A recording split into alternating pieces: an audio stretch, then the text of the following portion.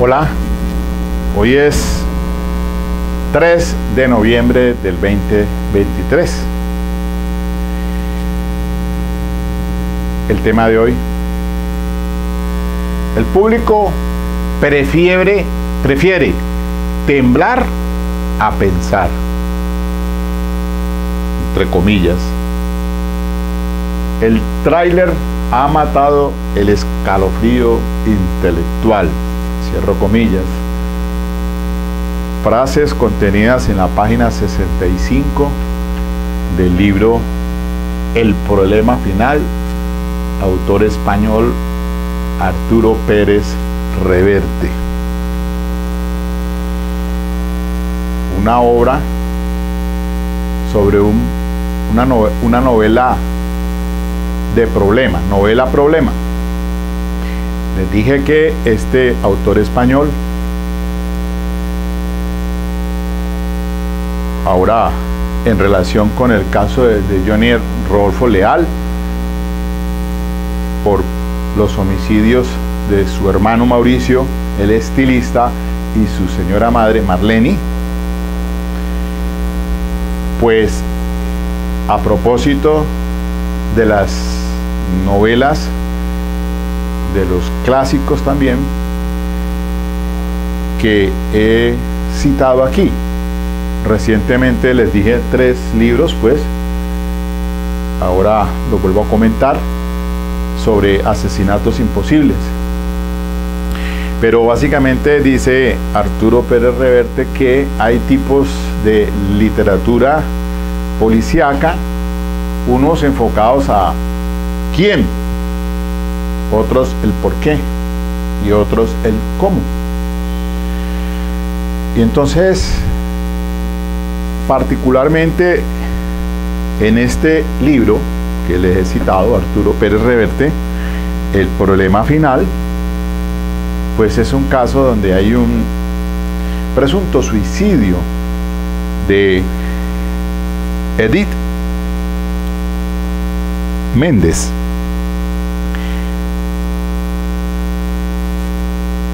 Y él, pues, en esta obra dice que se enfoca el cómo.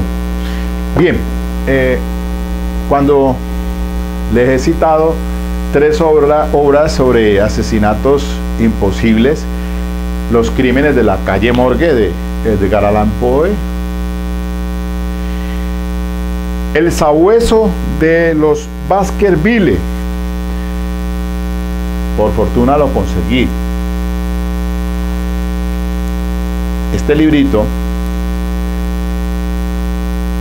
del gran autor británico Arthur Conan Doyle. El sabueso de los Baskerville fue la tercera de las aventuras del detective Sherlock Holmes, quien con su capacidad de observación y la lógica que lo caracteriza, aplica su ingeniosa habilidad para vencer las supersticiones de una vieja leyenda que atribuye la muerte de Sir Charles Baskerville a un enorme y endiablado perro, instrumento de la terrible maldición que pesa sobre una noble familia durante más de 200 años. Esta fantástica historia proviene de la leyenda de Richard Cable, quien fue la inspiración de la leyenda de los Baskerville. En esta obra, Conan Doyle logra seguramente su mejor novela, la más rica desde el punto de vista estilístico y posiblemente la más curiosa de las que el autor dedicó a su personaje. Por aquí también me conseguí el otro día, cuando estaba en la Defensoría Pública en Armenia, este libro, Mis libros, es el de Arthur Conan Doyle.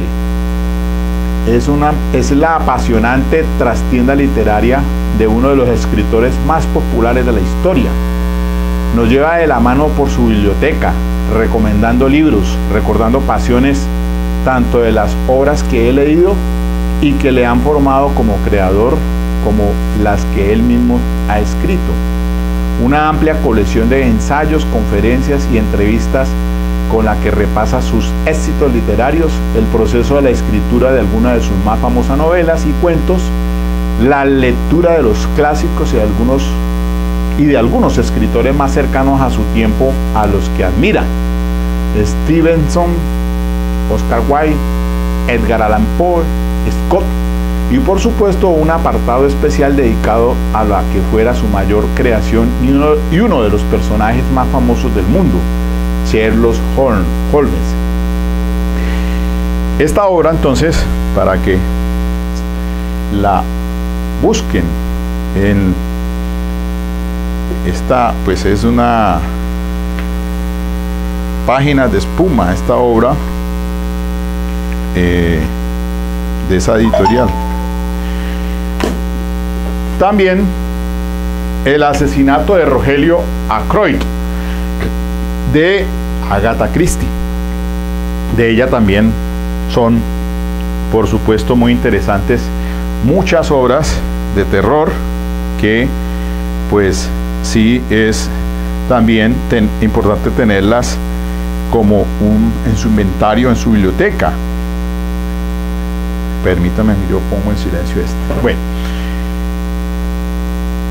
estas tres obras pues se enfocan al tema de que, como los crímenes de la calle Morgue, sí, yo esa me la leí y la he recomendado acá, porque pues esa agudeza que tienen los investigadores, como decía pues en las obras del personaje ficticio de Arthur Conan Doyle, Sherlock Holmes,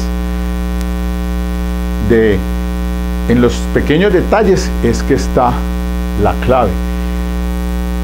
Pero entonces en ese de los crímenes de la calle Morgue, pues sucede lo que la muerte de las dos, una señora anciana y otra dama que estaban juntos con ella, halladas en sus cadáveres, y ahí empieza la investigación hasta que se logra determinar que no habían sido asesinadas por persona alguna, sino un orangután que se había fugado de la custodia de su cuidador. Y ahí entonces, pero es cómo se llega a esas conclusiones. Entonces entiendo yo que las otras dos obras son por el mismo estilo, asesinatos, por esos asesinatos imposibles. En fin, entonces también por ahí me encontré lecturas, compré unos libritos de bolsillo de Perry, el personaje de Perry Mason. Acuérdense por allá unas películas en los 80, esto fue en Estados Unidos. Ese es un personaje ficticio que apareció en las novelas policíacas de Earle Stanley Gardner, abogado y escritor estadounidense, estilo policíaco, novela negra. Arturo Pérez Reverte, pues lo tengo acá. Stephen King, pues en realidad pues esas obras de Stephen King pues no son propiamente de estilo policíacos, pero sino de terror, porque es el rey del terror, y ahorita estoy pues enfocado en la lectura. Comencé con Cementerio de Animales, todos esos que han sido llevados como tráiler, por eso es que estoy hablando de esto. Tráiler ha matado el escalofrío intelectual, dice en esta obra que estoy leyendo de Arturo Pérez Reverte. Ahorita les explico el por qué. Entonces, aquí viene esto. ¿A qué viene? Pues es que, aunque lo voy a dejar para la sesión final, pero es que se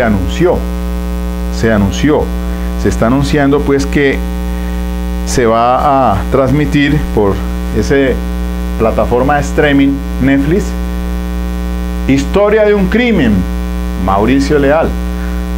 Recordando que este tráiler también había sido llevado, un tráiler que fue llevado por Netflix, La historia de un crimen, Colmenares. Esa la lanzaron el 2 de mayo, el 3 de mayo del 2019, y eso generó cualquier clase de polémicas, y ahorita explico una lectura que les voy a dar acá que encontré por internet, porque fue con base en los archivos judiciales. Y entonces ahora el caso de Johnny Rodolfo pues está rodando en juicio. Ahí está la situación que está en stand-by, lo que pasó el 27 de octubre, la sesión del viernes pasado, que la juez negó un perito solicitado por la defensa, y expliqué eso ahí muy claramente, de que para mí fue un error de la juez no haber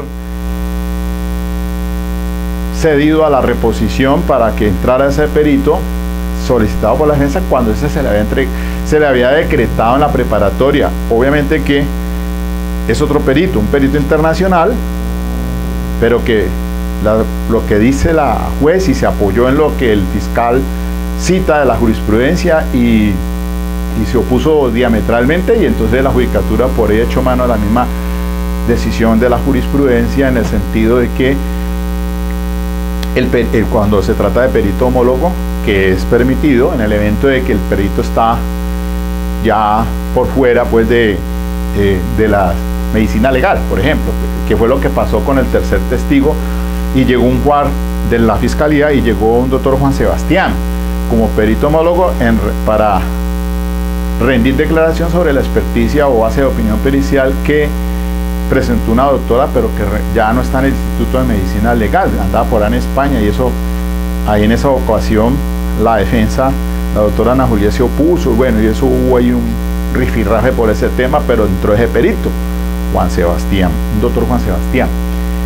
Luego, acá en este caso, la juez, echando mano de la misma decisión, pues dice que el perito estaba disponible, el internacional, el perito que iba a traer la defensa, cuando eso, entre comillas, no está disponible, porque es que el tema fue que no lo contrataron por cuestión económica, entonces no está disponible.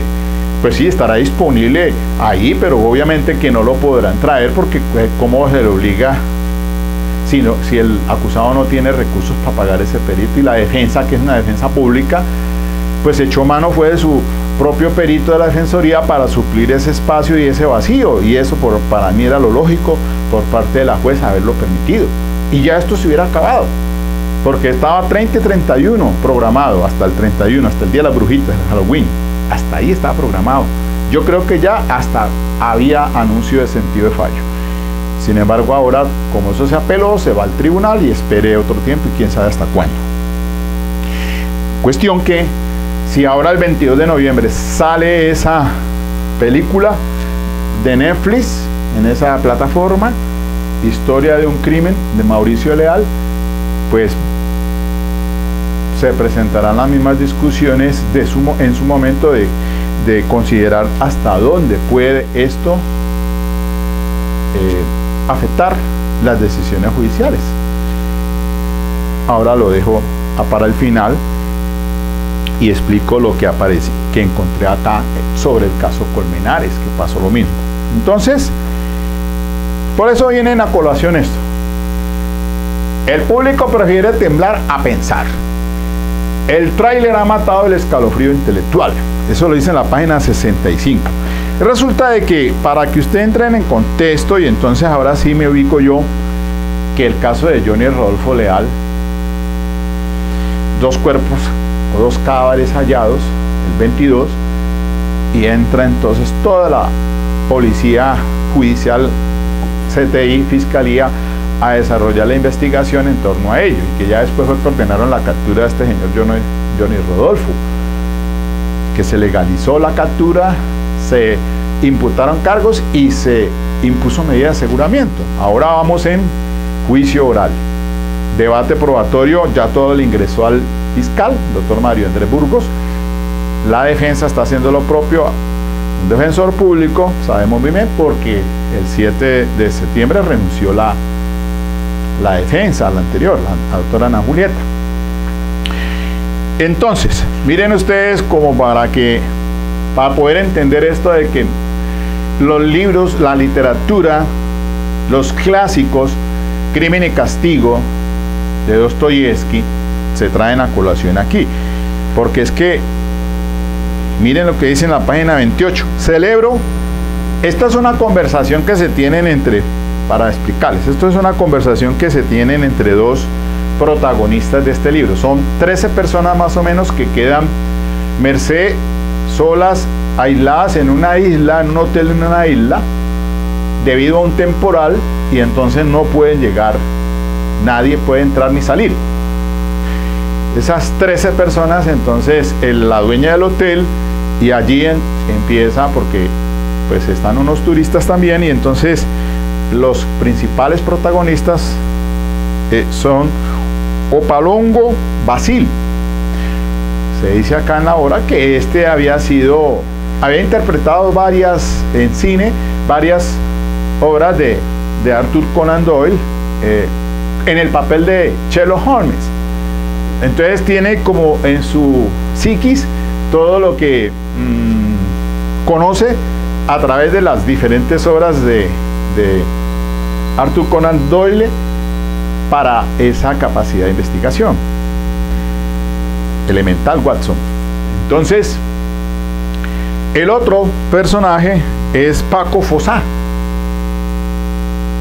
con quien es un interlocutor. Un Paco Fossá hace novelas de bolsillo, pues de esas que no generan impacto según fue el libro, y entonces se venden en cigarrerías y en estaciones de ferrocarril, se dice allí.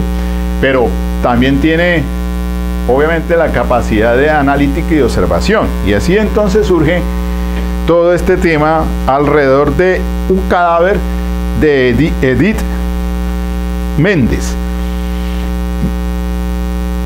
Ella, inglesa, que está en compañía de otra dama, Vesper Dundas. Y ahí entonces se da lo siguiente. Y entonces, pero permítame, una conversación en relación sobre obras clásicas. Entonces dice, celebro, en la página 28, celebro que lo diga, porque tan obra maestra es Crimen y Castigo como el asesinato de Rogelio Ackroyd. Pero en las historias policiales clásicas, donde se plantea un problema, la profundidad psicológica perjudica más que beneficia. Pasión, amor u odio están de más. No caben ahí, porque en esa clase de relato es necesario que el novelista olvide cierto concepto de la literatura y se centre en otros aspectos. ¿Me sigue? Claro, creo que sí. Ahí las complejidades humanas son simples motores de la trama, pues de lo que se trata es de estimular la inteligencia o la emoción del lector. ¿Y eso está bueno en eso?, le pregunta el interlocutor en esa charla entre Basili y Fossá. El público es ahora menos exigente. Era distinto en tiempos de las novelas problemas, que tenía más reflexión que acción. Y digo tenían porque hoy están pasadas de moda. Demasiados imitadores de Conan Doyle devaluaron el asunto, y las últimas guerras nos arrebataron la inocencia que nos quedaba.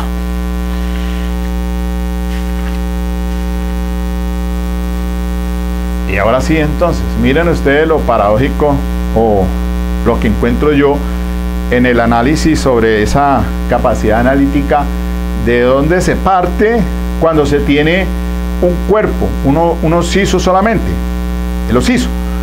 Y es igual, aquí es el cuerpo de esta dama, Esther, una inglesa que se encuentra en la playa, o ahí en el sector de la playa, mientras que el caso de Johnny Rodolfo Leal son dos cuerpos, Mauricio Leal y su señora madre, y ahí empieza la investigación.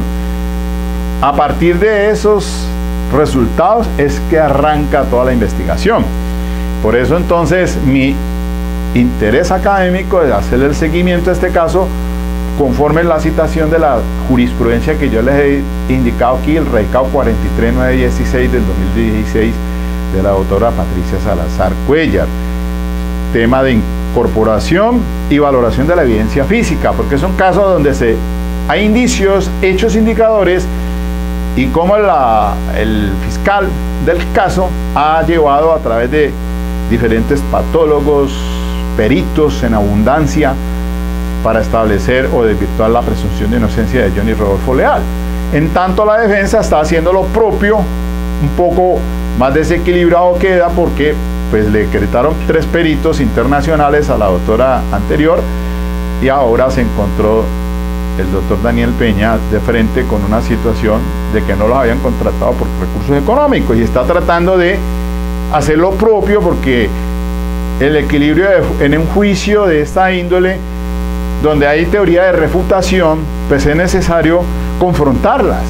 No, de hecho, se ve todo sopesado o inclinada la balanza es para el fiscal, y en un juicio de esta índole, ley 906, estilo americano, pues decimos nosotros que deben estar equilibradas las fuerzas frente a lo que se pretende demostrar por la defensa, que no es otra cosa que la duda razonable, porque ese es un principio rector, artículo 7º del Código de Procedimiento Penal, la presunción de inocencia, el indubio pro reo. Cualquier duda debe ser resuelta a favor del procesado. Elemental, Watson. Entonces, eso es eso es lo importante allí. Y miren que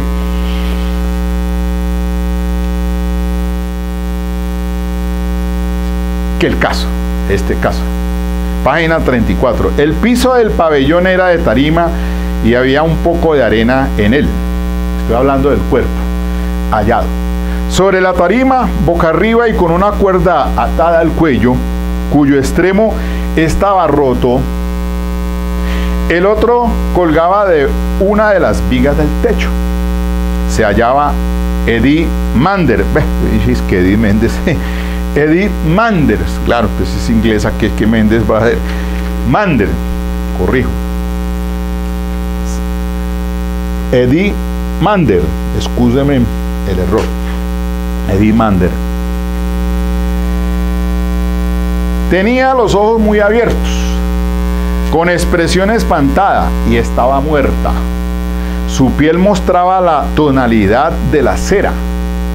Junto a su cabeza había un taburete de madera de teca volcado. ¿Desde cuándo?, pregunté. Ya está aquí Basil haciendo lo propio. Ha pasado la noche así.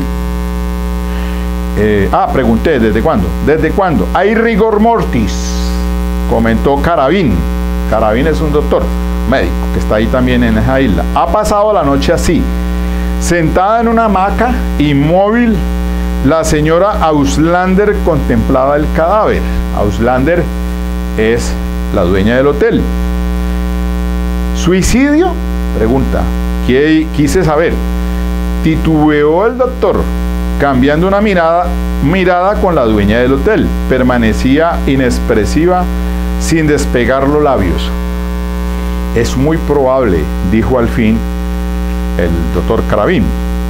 La ventana y la puerta estaban cerradas y había una silla detrás de esta arrimada a ella. ¿Arrimada?, me sorprendí. Sí, apoyada en ella. La puerta tiene cerradura, pero nunca está aquí la llave y se usa el picaporte. Sin duda, la infeliz acercó la silla para, no sé, mantener la puerta cerrada y preservar la intimidad. ¿Intimidad?, pregunta. Ignoro si es la palabra adecuada, ahora no se me ocurre otra. Miré de soslayo a Fossá, que sonrió vagamente cómplice. Habitación cerrada, comenté. Asentí al español captando la idea. Fossá es español. Asentí al español captando la idea. Aquello me era familiar por mis películas y a él por sus novelas. Un cadáver en un lugar de donde nadie más ha podido salir o entrar. Un suicidio en principio evidente. Después en la página 36. Sí, el hematoma en la sien, señaló el taburete. Seguramente se golpeó con él al romperse la cuerda y caer. Pero lo natural es que ya estuviera muerta. Falleció por asfixia, sin duda. Lo indican la marca de la cuerda en el cuello, la boca y la posición de la lengua, y los ojos desorbitados por la agonía. Muestra todos los síntomas. Por acá en la página 37. Yo llevaba un rato observando el cadáver y de vez en cuando alzaba la vista a las vigas del techo o estudiaba la habitación. Bien. El hecho es que solamente hay unas huellas de la Ocisa cuando se llegó hasta ese sitio y no hay ninguna otra huella como para involucrar otra persona. Y ahí empieza entonces todo esto, las huellas en la arena, lo que le digo yo, capítulo 2. Por acá les voy a poner en contexto algo. Esta página 56 dice: cuando se conoce una serie de hechos, cualquiera puede predecir el resultado. Otra cosa es, a partir del resultado, establecer los hechos. ¿Acaso esto no es criminalística? Ya, obviamente. A partir del resultado, establecer los hechos, que es el caso de Johnny Rodolfo Leal. Los resultados, ¿cuáles son? 2 ocisos, Mauricio y Marlene. Y a partir de ese, establecer los hechos, que es hasta ahora donde el fiscal presentó toda la evidencia física de esos hechos indicadores, de esos hechos o indicios que manejamos los abogados, de decir que de un hecho conocido, las evidencias físicas, se va a llegar a uno desconocido. La responsabilidad penal en los delitos de homicidio agravado, y además de eso, de perturbación de la escena, fraude en la escena o alteración de la escena. Bueno, una metodología que todo investigador pues la tiene presente cuando, como en este caso, todos los investigadores integralmente llegaron del CTI, llegaron a la escena del delito. Porque eso fue lo que escuchamos abundantemente en el juicio llevado por el fiscal. Déjenme un segundito, yo cojo mis apuntes de ese caso, porque aquí tengo transliterado prácticamente, yo llevo todo, desde el primer testigo hasta el que lleva hasta acá, el último de Peña. Entonces, más adelante en la página 65, ahí es donde me ubiqué, que están en la conversa los dos, Opalongo Basili y Paco Fossá, el español, y entonces allí hacen pues se citan a Conan Doyle, Edgar Allan Poe, en fin, que conversan sobre estos grandes escritores. Por acá en la página 68 dice: los detalles pequeños, opinaba Sherlock Holmes, son mucho más importantes que los grandes.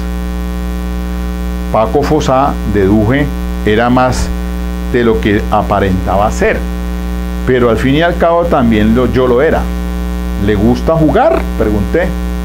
Me observó con atención y luego se volvió hacia el rumor de las cigarras. Movía los dedos levemente, cual si pulsara las teclas o las cuerdas de un instrumento invisible. Todo es juego, dijo,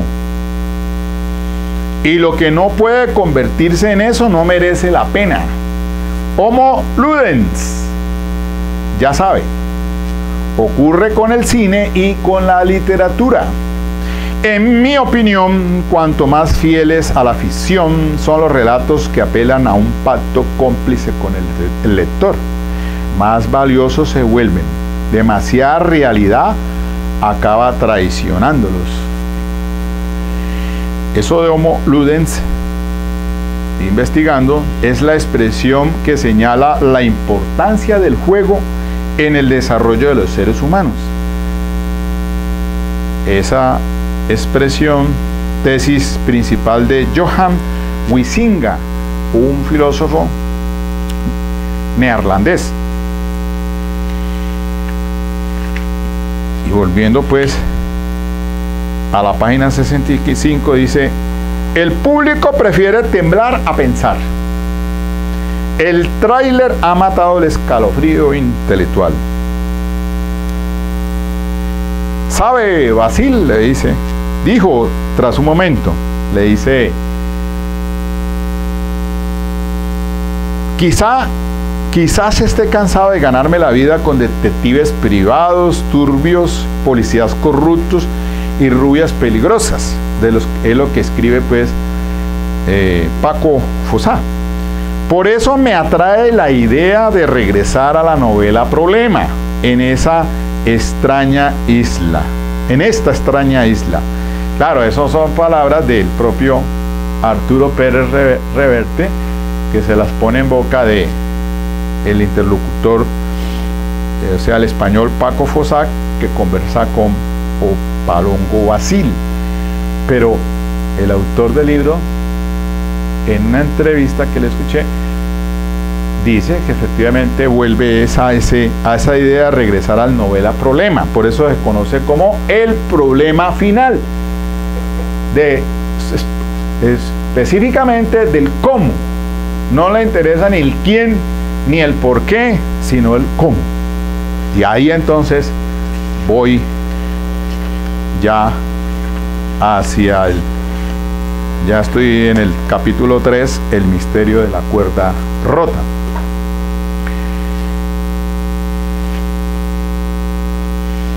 Es que en ese caso de Johnny Rodolfo Leal, ayer estaba revisando lo que el 1 de septiembre en esa audiencia de ese día,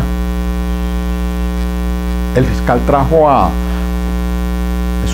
yo tengo aquí en mi lista, ese es el testigo 29, una analista criminal, investigadora perfiladora criminal, la doctora Andrea Carolina Contreras Poveda.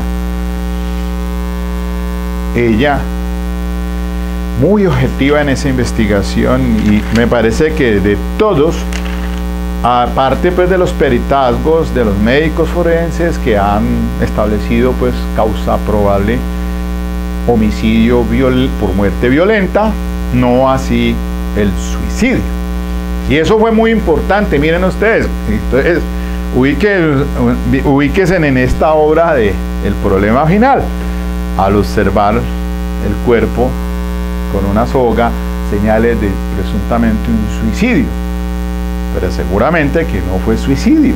Por eso ellos, aquí tuvo que haberse cometido, de alguna manera pues habrá que mirar el cómo, porque por eso entonces citan de las huellas en la arena, solamente de la ocisa, puerta cerrada y todas esas cosas, y todo eso viene en a colación con las circunstancias de tiempo, modo y lugar del caso Johnny Rodolfo Leal.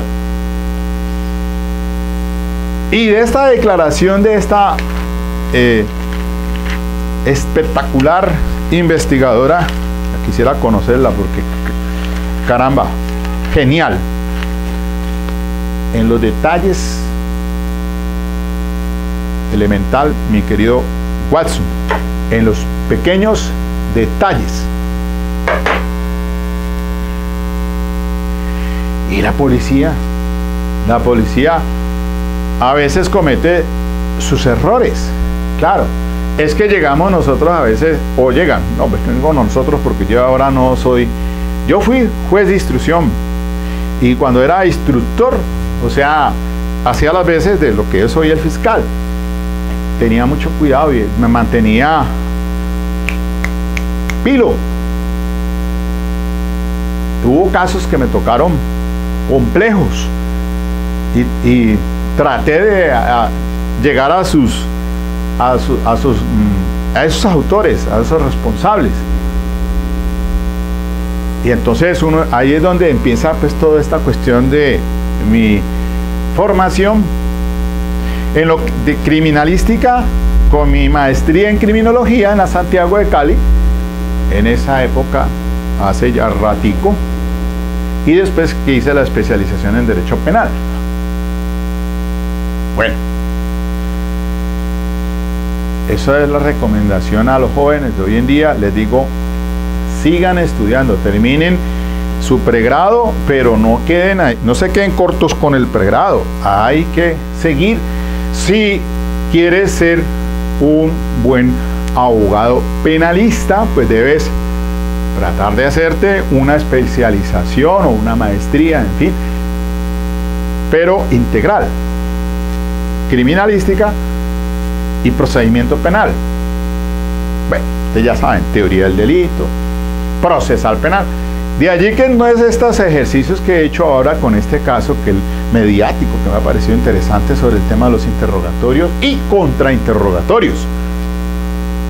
Ya vieron ustedes las fallas de la defensa anterior, antes de llegar Daniel Peña, con ese asunto del contrainterrogatorio. Ahí le dieron palo y rejo por el fiscal Estrella, el doctor, con sarcasmo, porque también es el rey del sarcasmo.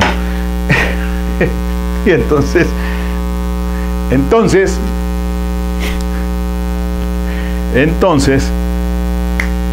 esta investigadora, en los detalles, bueno, aquí entonces ahora saldrán libros.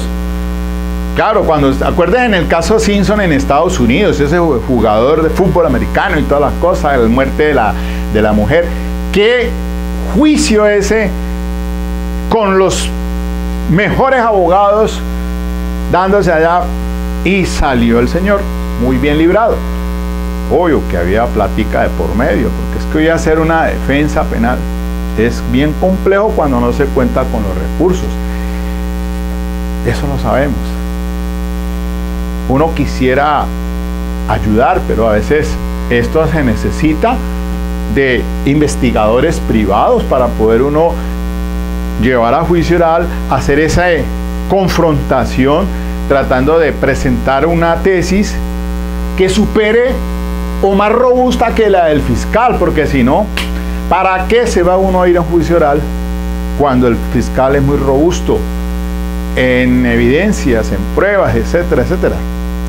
Tiene que ser que el señor sea muy malo, pues, para que vaya a un juicio y uno lo agarre ahí a darle madera con los contrainterrogatorios, bueno, en fin. Pero hoy en día no, hay el personal muy calificado, y lo estamos viendo con el doctor Mario Andrés. Lo he visto allí. Visto el caso también ahora estoy atento con el de John Nelson Poulos, caso Valentina, otro tema interesante para el juicio. En los pequeños detalles, mi querido Watson. Entonces, les decía, saldrán libros. Hasta de pronto Esteban Cruz Niño, con que le gusta todo esto, el paranormal y toda la vaina, y el tipo está bien documentado, el libro que lo tengo ya en mi poder, y de allí fue cuando le hice el seguimiento a Efren Camargo, ese asesino serial que estuvo en Gorgona, que ahí está mi documental cuando fui a la isla a conocer la isla, lo que fue la isla prisión Gorgona, que estuvo del 60 al 85, que Belisario Bentancur, el presidente, la cerró. Eso en este momento es una reserva natural, pueden ir allá, es hermoso, bonito. Y la isla Gorgona, acá en el Pacífico colombiano, frente a Guapi, las costas de Guapi. Por ahí cogió este señor y se fue, había sido condenado por unos de violación y asesinato de unas niñas, y cogió hacia Ecuador y allá siguió haciendo de las suyas, estilo Garavito, estilo Manuel Octavio Bermúdez, acá el monstruo de los Cañaduzales, que todavía sigue vivo ahí en la Tramacúa. Recientemente pues salió Garavito con un cáncer, una leucemia y un cáncer en la vista, 66 años, tristemente célebre. Y por él fue que cogieron según al perfiladores de ese entonces, cogieron a Manuel Octavio Bermúdez, un choladero ahí en Florida, y también violador de niños y asesino de niños, en serie, un asesino serial. Y entonces, claro, Esteban Cruz Niño. Entonces, está el libro. Los monstruos en Colombia sí existen. Ese es el libro de Esteban Cruz Niño, antropólogo bogotano. Y también tiene ese libro que por ahí me lo estuve leyendo también, esa obra de El libro negro de la brujería en Colombia. Esa vaina también. Carajo, que queda uno aterrado de tanta cosa. Que si las hay, las hay. Y acá en Colombia, pues, el caso de Samper, cuando era presidente, eso fue un escándalo ahí también en relación con ese tema, y lo escribe él allí. Entonces, y la mansión esta que queda por allá en Bogotá, como hacia la salida Chía, por allá, no sé, un castillo de uno que fue presidente, y eso dicen que allá suceden cosas paranormales. Bueno, entonces ahora de pronto Esteban dará por escribir un libro, Efectos Paranormales en la casa número 18, en el complejo de la unidad residencial donde La Calera. Bueno, miren, entonces yo por ahí dije, no, para mí, ¿quién? Ahora, ¿quién es? Porque antes era ¿quién? Johnny Rodolfo. Apareció el testigo de la defensa que bajo juramento hizo cargos contra Carlos Andrés García, que está aquí preso en Jamundí, en la cárcel, purgando una condena por un delito sexual. Según eso, entonces él también tenía pretensiones de asesinar a su mamá y a su hermano. Eso lo dijo una señora bajo la gravedad del juramento. Ya le apareció entonces. Yo, haciendo también ese análisis de pequeños detalles, a la policía judicial le faltó hacer más investigación en relación con el automotor que le pertenecía a Johnny Rodolfo, porque justamente sale casi antes de la medianoche para una reunión, y al otro día, el 22, cuando ya pues habían sucedido los lamentables, los fatales hechos en esa madrugada entre el 21 y el 22 de noviembre del 2021, al otro día salió el señor, se fue por el conductor, volvieron, y ahí entonces, sorpresa, lo que había pasado en esa casa, en esa unidad residencial estrato 5, donde vivía Mauricio Leal. Entonces, ¿quiénes? Yo digo, bueno, allí hubo participación de otra persona, muy seguramente, por lo que dijo la perfiladora criminal. Dadas esas circunstancias de esa dinámica de lucha allí en esas horas de la madrugada, eso no fue solo Johnny Rodolfo. Tuvo que haber existido otra persona en esos hechos. Y también con la investigadora, con la administradora que declaró, llevada por la defensa, incluso fue. Y le salió el tiro por la culata, porque se establece que en esa casa no llegó ni entró, sino solamente estaba Johnny Rodolfo Leal y la señora Marlene y Mauricio, nadie más. Y ella lo dijo ahí muy claramente. Esos son unos arbustos que forman un cerco, y pues difícilmente que puedan acceder externamente allí, aunque no hay cámaras, testigo silente en el interior, pero pues la seguridad es extremadamente en esa unidad, ese conjunto residencial, 2 puntos de requisa, pero como el vehículo lo iba manejando Johnny Rodolfo, pues los vigilantes ni revisaron en la bodega, en la entrada, ni a la salida del otro día. Para mí tuvo que haber existido alguien más allí. Los móviles, pues bueno, ya con la declaración de la perfiladora, Mauricio Leal era un joven que se hizo joven estilista, que a los mejores modelos del país ganaba entre 400 y 450 millones, lo dice ella. Obvio, tenía un emporio, montaba una empresa, pues por supuesto el motivo, los móviles, pues elemental, Watson, pues quedarse con la fortuna. Y fuera de eso, lo que producía. Y el cómo, pues bueno, ya ahí sí, eso lo dieron los peritos, el cómo, y también son, pues obviamente, análisis que ya pues se pueden complementar con las observaciones que se tuvieron con los peritos en ese juicio oral. En estos 15 últimos minuticos, ahora sí, entonces miren ustedes lo siguiente. Entonces, se viene el estreno para el 22 de enero, el tráiler de terror en su género crimen de Netflix, Historia de un crimen, Mauricio Leal.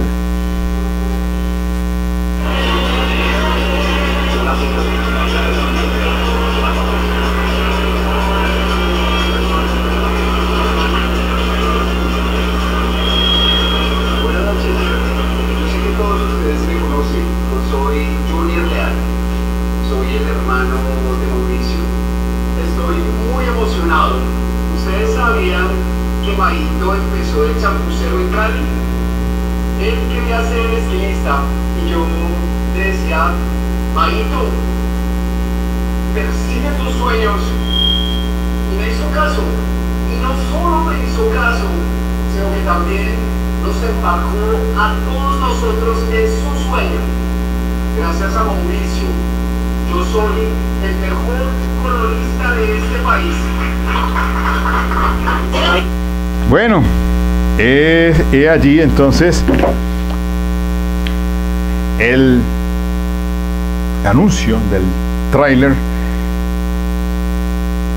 la historia de un crimen, Mauricio Leal. Pero recordemos entonces que ese tema en relación con el caso de Andrés Colmenares, por aquí encontré en Infobae un documental que se escribía sobre este caso de Andrés Colmenares. Dice qué es verdad y qué no en la serie de Netflix sobre el caso Colmenares. Historia de un crimen, Colmenares, lanzada el 3 de mayo del 2019 por Netflix, desató una polémica en relación a uno de los casos más mediáticos del país. El presunto joven asesinado de 20 años, Luis Andrés Colmenares, junto a una de las implicadas, Laura Moreno. Hay una foto de él allí. Y como era Halloween, noche de brujas, él está allí vistiendo rojo con bueno, tan de rojo ahí, un disfraz que tiene, como unas orejeras rojas, la niña también. Este sábado 31 de octubre se cumplen 10 años de la muerte del estudiante de la Universidad de los Andes, Luis Andrés Colmenares. Pues eso fue en el 2010, 31 de octubre, entonces cumplió 13 años.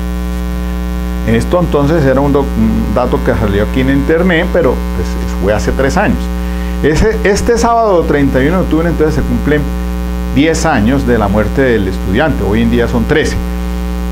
Uno de los casos judiciales más polémicos y mediáticos en Colombia, que llegó a tener su propia serie de televisión en Netflix.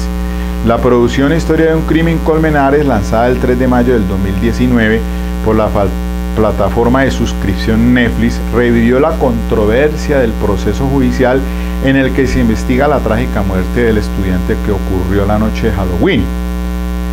Este caso sucedió cuando un grupo de jóvenes universitarios en los que se encontraba Colmenares celebraban en un bar cerca del lugar donde fue hallado su cuerpo tiempo después. Esta serie desató una nueva polémica alrededor del homicidio, ya que transitaba entre la realidad y la ficción, y debido a que estaba inspirada en los hechos reales y realizada a partir de archivos judiciales del caso. Por ello se infería que podía influir en las decisiones judiciales que aún se adelantan y en la percepción del público en un caso sin resolver.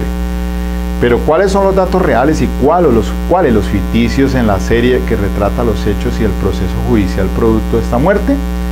Según la serie, hay varios episodios y acontecimientos que no pertenecen a la realidad.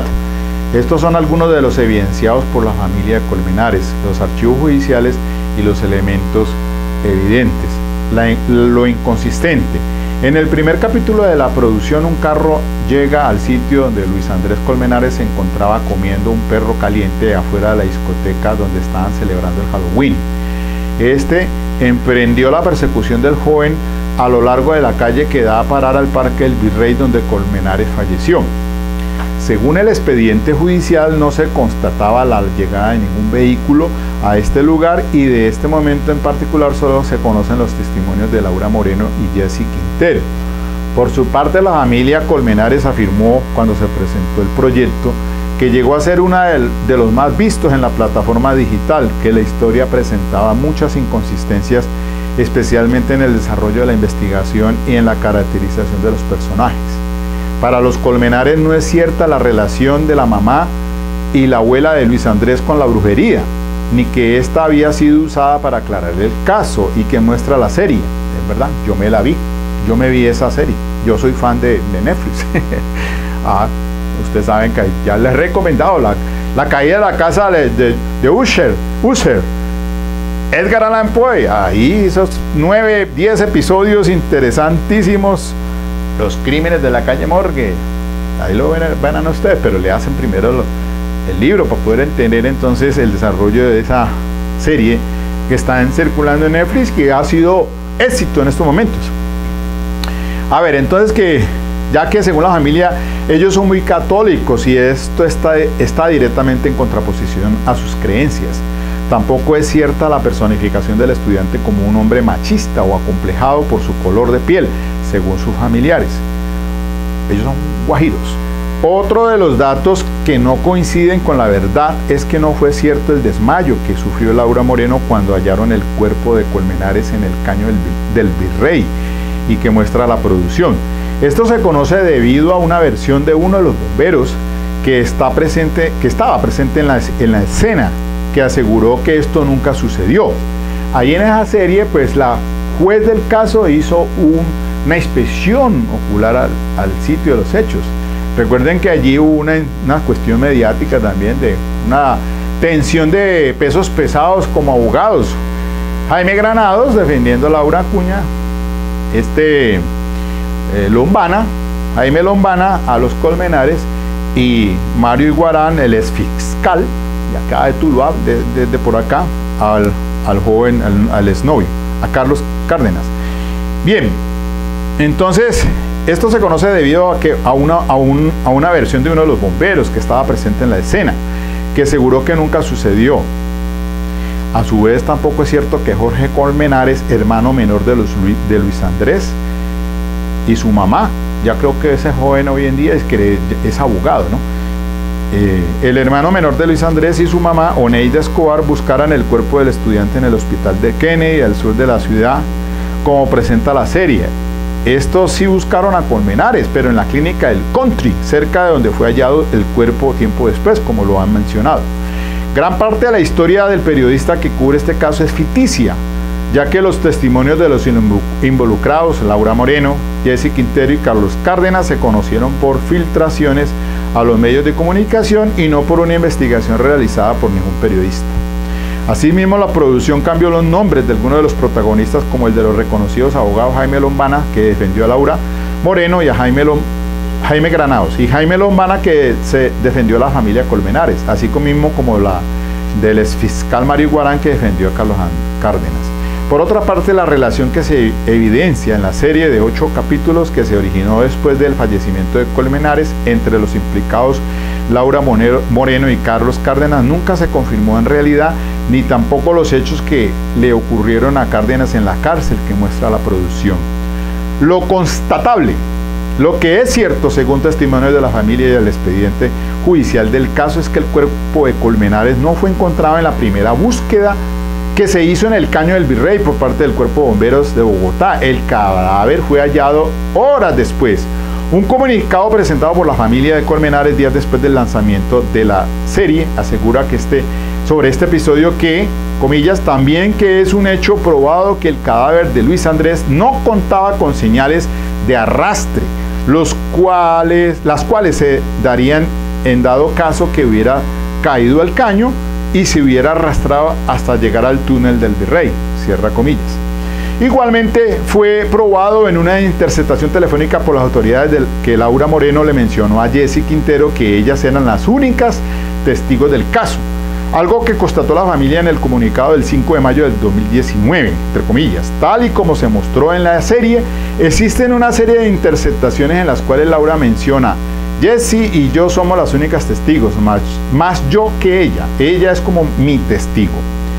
De la misma forma, es verdad que Luis Andrés Colmenares había entablado una relación semanas previas con Laura Moreno a la noche de su fallecimiento, así como está comprobado que Carlos Cárdenas se encontraba en el mismo bar donde estaban celebrando la noche de disfraces Quintero, Moreno y Colmenares. Por último, un hecho verdadero es la actitud del fiscal González evidenciada en la producción, que llegó a utilizar fotografías del cadáver del estudiante en las interrogaciones a algunos jóvenes, lo que le acarreó acusaciones y llamados de atención por parte de sus superiores. Este es un dato que aparece acá en Infobae, 31 de octubre del 2020, 5 p.m. EST. Dejo constancia de eso allí, no me lo estoy inventando. Entonces, para que cerrar ya entonces este asunto, ya en los últimos, porque no me puedo pasar de ese formato de 1 hora, esperemos a ver entonces, pues, aquí en este caso la que tiene que tomar la decisión es la juez 55 penal de circuito con funciones de conocimiento de Bogotá. El fiscal presentó sus testigos, la defensa está haciendo lo propio. Una vez se reanude y termine esto, y ahí se tomará, bajo ese principio de inmediación del artículo 379 de la ley 906, ella, con base en con lo que se confrontó, con el principio rectores de contradicción, de publicidad y todas estas cosas, pues tomará su decisión, que en derecho corresponda, de acuerdo a los insumos que le entraron probatoriamente al juicio oral. Tendrán los recursos del caso, según las decisiones sean a favor o en pro. Hay algunas de las partes, obviamente, ahí se van a trenzar en esos recursos, y eso seguro irá hasta el ACUEM, Tribunal Superior de Bogotá, y posiblemente hasta la misma Corte Suprema de Justicia. O sea que hay mucho camino por recorrer. Señores cibernautas, pues hombre, yo les entiendo, yo sé que pues cada uno quiere que se haga justicia y toda la cosa, pero todo tiene un paso a paso, un debido proceso, y hay que cumplir todo hasta que sea o desvirtuada la presunción de inocencia definitivamente y sea responsabilizado Johnny Rodolfo Leal, y seguro pues irán ya las compulsas del caso para Carlos Andrés García, su hermano, en fin.